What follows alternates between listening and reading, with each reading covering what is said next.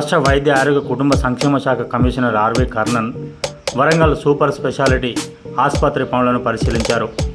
అలాగే ఎంజిఎం ఆసుపత్రిలోని పలు విభాగాలను, కేఎంసీలోని పిఎంఓఎస్ఎస్వై ఆసుపత్రి విభాగాలను ఆయన సందర్శించారు.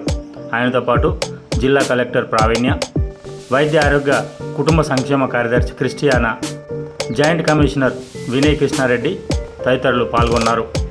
ఈ ఛానల్ను సబ్స్క్రైబ్ చేయండి, లైక్ చేయండి.